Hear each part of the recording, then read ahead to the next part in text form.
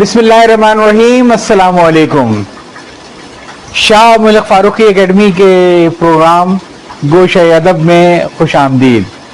आज मैंने गोशा अदब के लिए जो किताब मुंतखब की है उसका नाम है ज़रा उम्र रफ्ता को आवाज़ देना, एक सफ़र। आप यकीन करें इतनी दिलचस्प किताब है कि इसको शुरू करते ही जब तक मैंने इसे ख़त्म नहीं कर लिया इसे छोड़ने का दिल नहीं चाहा। और इस किताब को पढ़ने का सफ़र उर्दू बाज़ार से शुरू हुआ और गुलशन मेमार आने से बहुत पहले ख़त्म हो गया। किताब तसनीफ़ है जनाब कमर एजाज अलवी साहब की। आप एक अच्छे आर्किटेक्ट हैं और बिलमुम हमारे यहाँ प्रोफेशनल लोग अपनी प्रोफेशनल ज़िंदगी में रकम किताबें लिखते हैं, लेकिन आपने आर्किटेक्ट के हिसाब से बहुत ही भरपूर ज़िंदगी गुजारी और इस मुल्क की बहुत शानदार जो हमारी इमारतें हैं इसकी तख्लीक का आपको एजाज़ हासिल है, जिस पर आपको सन 2011 के अंदर एक तमग़े इम्तियाज़ भी हुकूमत पाकिस्तान ने दिया था। सवाल यह है कि इस किताब में ऐसी ख़ास बात क्या है। इस किताब में ख़ास बात यह है कि देखने में तो ये एक सवाने उम्री लगती है, लेकिन ये सवाने उम्री नहीं है। ये सवाने उम्री से हट कर भी बहुत कुछ है। इसमें तहजीबों की तारीख़ है। ये ज़िंदगी के सफ़र का आगाज़ करते हैं शिकारी स्टेट से, जहां इनका बचपन गुजरा। हिंदुस्तान का वो दौर जब हिंदू और मुसलमान साथ साथ महल्ले में रहते थे, एक दूसरे को दीदी और भैया करके बात करते थे और उनमें मजहब की बुनियाद पे कोई नफरत नहीं थी आपस में। इस दौर में जिन्हें आंखें खोली हैं। न सिर्फ ये कि हिंदुस्तान का वो दौर देखा है, बल्कि जब 1947 के दौर में वो हिजरत करके पाकिस्तान आए और रास्ते में हिजरत की सोबतें तय की। ये एक मिलिट्री ट्रेन से आ रहे थे जिसमें इनका ख्याल ही था कि चूंकि मिलिट्री साथ है लिहाजा काफ़ी इसमें तहफ़्फ़ुज़ रहेगा, लेकिन ख्याल इसके बरक्स निकला। क्यों? इसलिए कि रास्ते में सिखों ने पटरियाँ उखाड़ दी थी और वो इस मिलिट्री ट्रेन से असलहा लूटने के लिए बहुत मुनज़्ज़म तरीके से आए थे। इन्होंने अपने चारों तरफ लाशें बिखरी देखी हैं और बरवक्त फौजियों के चौकन्ना होने की वजह से वो सिखों का हमला नाकाम हो गया और ये लाशों के उस हुजूम से निकलकर एक नए वतन पहुंचे। फिर इन्होंने तस्वीरकशी की है कि हिजरत के बाद का क्या मंजर था, किस तरीके से ये एक जगह से दूसरी जगह मुसाफिरों की तरह जिंदगी गुजारते रहे, कभी एक महल्ले में कभी दूसरे महल्ले में, और इनके पास सही मानों में रहने का कोई ठिकाना न था। अलवी साहब ने उसके बाद डीजे कॉलेज से ग्रेजुएशन की है, सिविल इंजीनियरिंग में डिग्री ली है। सिविल इंजीनियरिंग में डिग्री लेने के बाद कुछ इधर उधर नौकरी की और उसके बाद जब इनको PWD के अंदर जॉब मिली तो थोड़े से खौफजदा थे। इनका ख्याल था कि सरकारी महकमा है, वहां तो सिर्फ रिश्वत सतानी होगी, वहां पे प्रोफेशनलिज्म नाम का नहीं होगा। अगरचे इन्होंने बाद में PWD को बाज इख्तलाफात के बायस, अपने बाज बॉसेस के बायस इस्तीफा देकर उससे अलग हुए। लेकिन ये लिखते हैं कि उस दौर में PWD में इंतहाई ईमानदार ऑफिसर्स हुआ करते थे, रिश्वत लेने वाले थे लेकिन बहुत खाल खाल थे, लेकिन असल जो चीज़ थी वहाँ पे PWD के इंजीनियर्स में प्रोफेशनलिज्म और उनकी दयानतदारी थी। PWD में अपने अफसर बाला से लड़ाई के बाद जब ये बेरोजगार हुए तो इनको इत्तेफाक से मौका मिल गया नकवी एंड सिद्दीकी में मुलाजमत का। मुलाजमत अच्छी थी और उस दौर के लिहाज से शायद 600 रुपये की तनख्वाह भी बहुत अच्छी थी। लेकिन ज्वाइन करने के फौरन बाद ऐसा हुआ कि इनका इंटरव्यू हो गया मंगला डैम की कंस्ट्रक्शन कंपनी में, एक अमेरिकन कंपनी थी, और वहां उन्होंने जो इनको ऑफर की वो इनकी तवक्कुआत से कहीं ज्यादा थी। यानी बजाय 600 के 1400 रुपये की तनख्वाह, सब्सिडाइज व्हील, बेहतरीन किस्म के एयर कंडीशन, फर्निश्ड अकोमोडेशन, हर किस्म खेल, एक बिल्कुल ही अलग दुनिया थी जो इनके लिए बहुत ही चार्मिंग थी। चुनांचे वापस आके कमर अलवी साहब ने नकवी एंड सिद्दीकी से इस्तीफा दे दिया और उन्होंने मादत की और बताया कि फ़र्क इतना है कि मेरे लिए इस ऑफ़र को ठुकराना बड़ा मुश्किल है कि मुझे हर किस्म का यहाँ पे कैरियर नज़र आ रहा है। इनके मालिक ने इन्हें रोका कि तुम ठहर जाओ, लेकिन उन्होंने कहा कि मेरे लिए ठहरना मुश्किल है, बहुत अच्छी तनख्वाह है। तो उन्हें कुछ दिन का वक्त मांगा, उसके बाद बुलाया कि इस्लामाबाद में एक नया कैपिटल बन रहा है और वहाँ काफ़ी हमारा काम होगा, मैं कराची छोड़ के नहीं जा सकता हूँ, मैं अपनी फर्म में तुमको और उनके एक और साथी को, तुम दोनों को मैं पार्टनर बनाता हूँ, तुम लोग रावलपिंडी चले जाओ और बहैसियत इस फर्म के मालिक के वहाँ बैठकर इस फर्म को चलाना शुरू कर दो। वो एक लम्हा ऐसा था कि अलवी साहब ने एक मुश्किल फैसला किया और अपनी उस ऑफ़र को जो मंगला डैम की कंस्ट्रक्शन कंपनी से आई थी ठुकरा के दोबारा نقوی اینڈ صدیقی کو انہوں نے جوائن کر لیا اور یہ ان کی لائف کے اندر گیم چینجر تھا. قمر علوی صاحب کو نقوی اینڈ صدیقی کی ملازمت کے دوران جو مواقع ملے، جو ایکسپوجر ملا اور جن پروجیکٹ پہ انہوں نے کام کیا، وہ یقیناً کسی آرکیٹیکٹ کی زندگی کا خواب ہو سکتا ہے.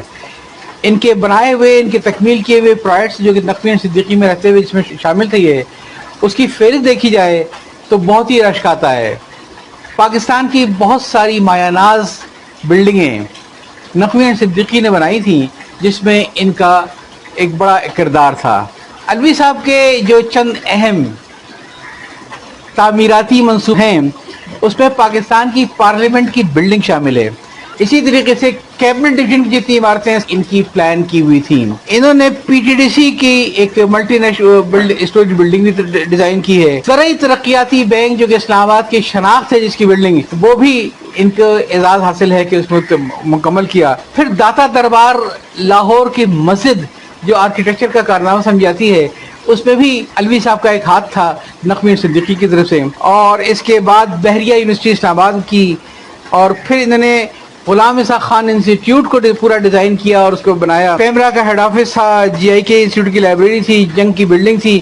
ایسی ایک دو نہیں، 20 بلڈنگیں ہیں جو انہوں نے بنائی ہیں. یہ موقع ان کو صرف اس لیے ملا کہ اللہ تعالیٰ نے ان کو ایک بر وقت اور ایک صحیح فیصلہ کرنے کی صلاحیت دی. اور وہ بر وقت فیصلہ یہ تھا کہ یہ پیسوں کے پیچھے نہیں گئے، یہ پروفیشن کے پیچھے گئے.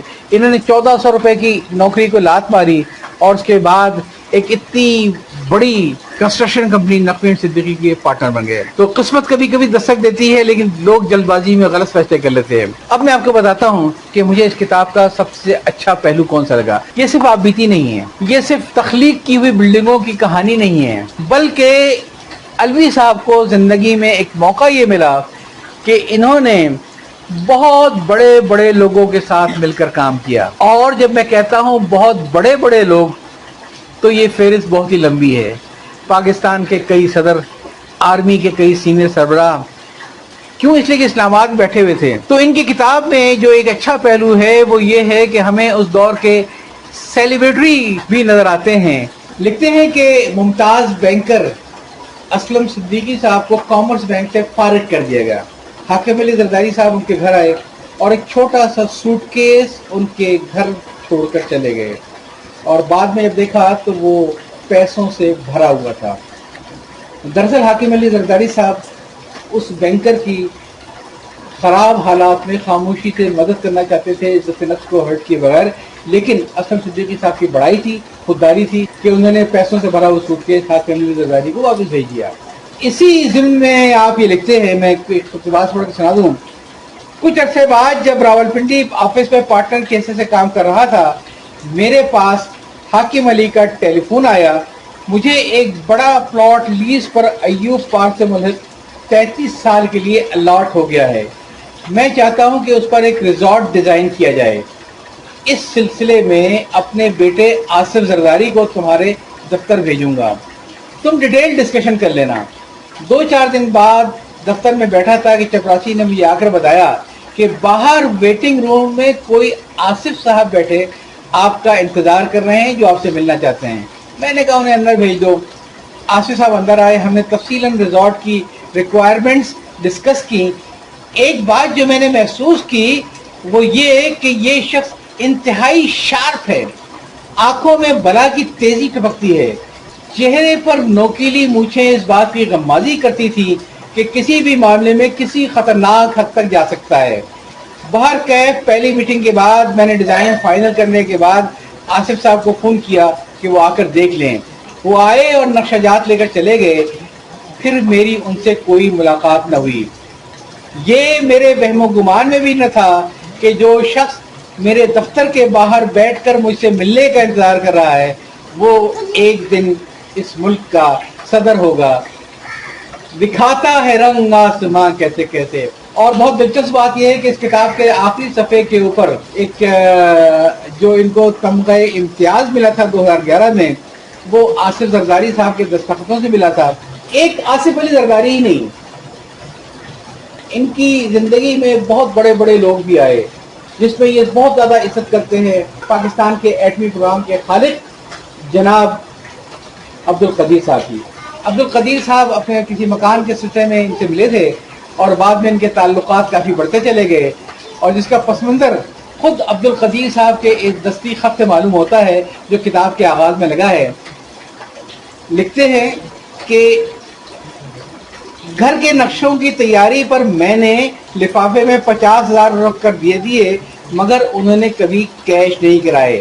پھر میری سمجھ میں آیا کہ الوی صاحب ہڈی کی جگہ بکرا لیتے ہیں، اور ہم بہت اچھے دوست بن گئے. الوی صاحب نے غلام اسحاق خان صاحب کے لیے بڑا کام کیا، جی آئی کے انسٹیٹیوٹ کے لیے بڑا کام کیا، اور ان کا پریزیڈنٹ ہاؤس بہت آنا جانا تھا. غلام اسحاق خان صاحب کے بارے میں جو انہوں نے ایک قصہ بیان کیا ہے وہ یقیناً تاریخ میں سنہرے حروف سے لکھے جانے کے قابل ہے. لکھتے ہیں کہ اس دوران ایک واقعہ ایسا ہوا جس کا ذکر کرنا میں بہت ضروری سمجھتا ہوں. جیسا کہ آپ سب جانتے ہیں کہ صدر غلام اسحاق خان ایک نہایت دیانتدار اور اصول پرست انسان تھے. ہوا یوں کہ ایک دن ان کے صاحبزادے اور بہنوئی میرے دفتر تشریف لائے اور مجھ سے کہا کہ صدر صاحب کی بیگم آپ سے ملنا چاہتی ہیں، غالباً کوئی نقشہ ڈسکس کرنا ہے. اگلے دن شام کا وقت مقرر ہوا، کیونکہ پریزیڈنٹ ہاؤس کے اندر آنے جانے کا خاصا پروٹوکول ہوتا ہے، لہذا ان کا بیٹا اپنی گاڑی میں مجھے وہاں لے گیا. قصر صدارت کے 2 حصے ہیں اور بیچ میں ایک بہت بڑا گرین ایریا ہے. اگلے حصے میں دفاتر اور پچھلے حصے میں رہائش گاہ ہے. میں ان کے بیٹے کے ساتھ ان کے فیملی لاؤنج میں گیا تو بیگم صاحبہ، ان کی ایک بیٹی اور بھائی پہلے سے منتظر تھے. لباس سے بہت سادگی ٹپکتی تھی. بیگم صاحبہ نے ایک نقشہ کھولا اور بتایا کہ ایبٹ آباد میں ان کے والد نے انہیں یہ پلاٹ دیا تھا اور چاہتی ہیں کہ ریٹائرمنٹ کے بعد ان کی فیملی وہاں سیٹل ہو جائے. انہوں نے ریکوائرمنٹ بتائی جو میں نے نوٹ کر لی. اب یہاں سے وہ قصہ شروع ہو رہا ہے. لیکن ساتھ ہی ایک سوال کر لیا کہ آپ زندگی بھر لاہور اور کافی عرصے سے اسلام آباد میں مقیم ہیں. اسلام آباد ایک نہایت پرفضا مقام ہے اور زیادہ تر وزراء اور بیوروکریٹ جو یہاں کام کرتے ہیں یہیں ریٹائرمنٹ کے بعد سیٹل ہونا چاہتے ہیں، تو آپ نے یہاں رہنے کا نہیں سوچا؟ اس کے جواب میں انہوں نے کہا، بھائی ہمارے پاس یہاں کوئی پلاٹ نہیں ہے، اور اگر خریدنے کا ارادہ کرو تو بہت مہنگے ہیں. میں نے کہا، ہزاروں پلاٹ لوگوں کو سرکاری قیمت پر الاٹ ہوتے ہیں، کم سے کم ایک پلاٹ کی تو آپ حقدار ہیں. ان کا جواب سن کر مجھے کچھ حیرت ہوئی اور زیادہ خوشی. کہنے لگی، میں نے اسحاق سے کہا تھا کہ اگر ہمیں یہاں ایک پلاٹ مل جائے تو ہم بھی یہاں اپنا گھر بنا لیتے ہیں. انہوں نے جواب میں کہا کہ میں تو کچھ نہیں کر سکتا، البتہ تم یہ کرو کہ قرعہ اندازی ہونے والی ہے، اس میں اپلیکیشن ڈال دو. اگر قرعے میں تمہارا نام نکل آیا تو پھر گھر بنانے کی سوچیں گے، ورنہ صبر کرو. نہ میں نے قرعہ اندازی میں شرط کی، نہ ہی یہاں گھر بنانے کی کوئی سبیل بنی. یہ سب باتیں سن کر میرے دل میں غلام اسحاق خان صاحب کے لیے عزت و احترام اور توقیر میں 2 چند اضافہ ہو گیا. اور یہ غلام اسحاق خان کی فیملی تھی کہ انہوں نے قرعہ اندازی میں بھی اپنے لیے وہاں کوئی پلاٹ حاصل نہیں کیا. نیوی کے ایک چیف جن کے بارے میں کم لوگ جانتے ہیں، ان کا نام ہے ایڈمرل کرامت رحمان نیازی. لکھتے ہیں، ایڈمرل نیازی پروفیشنلی بہت کمپیٹنٹ نیول چیف مانے جاتے تھے، لیکن بقیہ دنیاوی کاموں کا کوئی تجربہ نہ تھا. ریٹائرمنٹ کے بعد سوچا کچھ کرنا چاہیے تو ایک اسلحہ ساز فیکٹری ٹرائبل ایریا کے ٹیکس فری زون میں کھولی، لیکن نہ تجربے کاری کے باعث وہ نہ چل سکی. اس کے بعد ایک دن انہوں نے مجھے بلایا. میں نے اسلام آباد میں ایک آفس لیا تھا، اس میں ایک ٹریول ایجنسی کھولنے کا پروگرام ہے میرا. میں نے ان سے کہا کہ آپ یہ کام بالکل نہ کریں، کیونکہ ہم ایک ٹریول ایجنسی کھول کر خاصا نقصان اٹھا چکے ہیں. جب تک یہ کام خود نہ آتا ہو کافی مسائل پیدا ہوتے ہیں. کہنے لگے، ایک لڑکا اس کام کا ماہر ہے، وہ اس ایجنسی کو چلائے گا.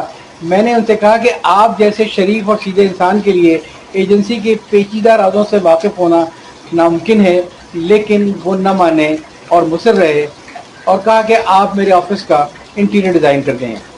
ڈیزائن مکمل کیا، بہت اعلیٰ آفس وجود میں آ گئے جیسی میں نے پیشگوئی کی تھی. 2 سال میں ایجنسی کافی قرضدار ہو گئی، آخر اسے بند کرنا پڑا. نیازی صاحب ہر وقت ملک اور قوم کی خدمت کے بارے میں سوچتے تھے. انہوں نے اسلام آباد سے ممبر اسمبلی کا الیکشن لڑا. سیاست کا کوئی تجربہ نہ تھا، لہٰذا بری طرح ہار گئے. نوبت یہاں تک پہنچی کہ گھر بیچنا پڑا. آپ کس کی بات کر رہے ہیں؟ آپ ایک نیول چیف کی بات کر رہے ہیں کہ ریٹائرمنٹ کے بعد اس کے پاس اتنے پیسے نہیں تھے کہ وہ نقصان کو ابزارو کر پاتا ہے، چنانچہ اس کو گھر بیچنا پڑا. ہمارے پاس ایسے صدر ہوتے تھے، ہمارے پاس ایسے نیول چیف ہوتے تھے. اور بھی بہت سارے قصے اس میں ہیں جس میں آپ کو معلوم ہوگا کہ کتنی لگن تھی. اس میں انہوں نے بڑے غیر جانبدار سے سب کا تجزیہ کیا، کیونکہ پرویز مشرف کو قریب جانتے تھے. اس کی جو خوبیاں تھیں وہ اس کتاب میں بیان کی ہیں. جو ضیاء بنو تھے ان کی جو ڈیڈیکیشن تھی ان کے بڑے معترف ہیں جو ہمیں اس کتاب میں پوری تفصیل ملتی ہے. لیکن ساتھ ہی ساتھ شہباز شریف اور نواز شریف کے بارے میں جو انہوں نے لکھا ہے میرا خیال ہے کہ وہ آپ اس کتاب میں خود پڑھ لیجیے. تو ایک ذرا سنتے ہیں اعجاز علوی صاحب کے مکان کا قصہ, بڑا دلچسپ قصہ. نقوی صاحب یہ لکھتے ہیں کہ جب ان کا کینسر کی تشخیص ہوئی اور کینسر کا علاج ہوا تو انہوں نے خیال یہ کیا کہ مجھے اسلام آباد چھوڑ کے کراچی موو ہونا چاہیے, اور کراچی میں پھر انہوں نے اپنا اسلام آباد کا مکان بھیج دیا اور کراچی میں آ کے 2 پلاٹ لیے اور ایک پلاٹ کے اوپر انہوں نے ایک مکان تعمیر کر دیا. پھر کیونکہ کراچی تبادلے میں کچھ تھوڑی سی تاخیر ہو رہی تھی چنانچہ انہوں نے وہ مکان لیور برادرز کو کرائے پر دے دیا. لیور برادرز میں 3 سال تک کرائے پر رہا, اس میں جو آفیسر تھے ان کا سنگاپور ٹرانسفر ہوا اور مکان خالی ہو گیا. مکان چونکہ خالی پڑا تھا تو اس کے بعد ایک ڈاکٹر صاحب میاں بیوی تھے, انہوں نے وہ بنگلہ سے کرائے پر لے لیا. 2 سال کی لیز تھی. 2 سال کے بعد جب لیز ختم ہوئی تو آگے سنیے گا کہ ہمارے پاس ایک صاحب کا خط آیا کہ ہم مزید 2 سال کے لیے لینا چاہتے ہیں, لیکن اس خط کو لکھنے والے وہ ڈاکٹر صاحب نہیں تھے جنہیں ہم نے مکان کرائے پر دیا تھا, بلکہ کوئی نادر مکسی صاحب تھے جن کے والد منسٹر اور چچا بلوچستان کے گورنر تھے. مجھے کچھ لوگوں نے بتایا کہ اگر کوئی بلوچ سردار آپ کے گھر میں کرایہ دار بن کر آ گیا تو وہ اپنی مرضی سے جائے گا. میں خاصا پریشان ہوا کہ یہ مکان تو میں نے ڈاکٹر صاحب کو دیا تھا, یہ بلوچ سردار کہاں سے آ گئے؟ کیوں, میں اسلام آباد میں تھا. میں نے پھر کسی جاننے والے سے کہا کہ ذرا دیکھ کر تو آئے کہ مکان میں کون مکین ہے. انہوں نے بتایا کہ گھر کے باہر ایک خیمہ لگا ہے, 4-5 مسلح افراد ہر وقت موجود رہتے ہیں. میں یہ سن کر گھبرا گیا, سیدھا اپنے پرانے دوست افضل فکری کے پاس گیا جو زمانے میں سندھ کے آئی جی رہ چکے تھے. سارا قصہ بیان کیا. انہوں نے کہا کہ وہاں کے ایس پی میرے ماتحت کام کر چکا ہے, میں اسے کہتا ہوں کہ کچھ کرے. ایس پی صاحب نے نادر بخشی کو بلا بھیجا جنہوں نے ایک عجیب سا قصہ ان کے گوش گزار کیا. کہنے لگے یہ مکان تو علوی صاحب کا ہے ہی نہیں, یہ ان کی بیگم یاسمین علوی کا مکان ہے جو فی الوقت امریکہ میں مقیم ہیں, اور ان سے یہ مکان ہم نے کرائے پر لیا ہے. ان دونوں میاں بیوی میں ناچاقی ہو گئی ہے اور علوی صاحب کسی طور پر اس مکان پر اپنا قبضہ جمانا چاہتے ہیں. جب یہ ساری کہانی ایس پی صاحب نے افضل فکری کی سنائی, افضل فکری سے میری پرانی شناسائی تھی, مجھ سے پوچھنے لگے یار تمہارا اور بھابھی کا کوئی جھگڑا ہے کیا؟ میں نے کہا پاگل ہوئے ہو, ہم لوگ تو ساتھ رہ رہے ہیں, یہ ساری کہانی بالکل جھوٹی ہے. اس پر افضل نے کہا کہ اگر کرایہ نامہ ڈاکٹر صاحب کے نام ہے تو ہم نادر مکسی سے بات نہیں کرتے, ہم سیدھا ڈاکٹر صاحب سے ہی بات کرتے ہیں. اس دفعہ انہوں نے اپنے پرانے جہیز قسم کے گن مین جو ڈی ایس پی کے عہدے پر فائز تھا اس کی ڈیوٹی لگائی کہ ڈاکٹر کو ڈھونڈ کر نکالو. اس سے کہو تم نے کس کی اجازت سے یہ گھر نادر مکسی کو سبلیٹ کیا.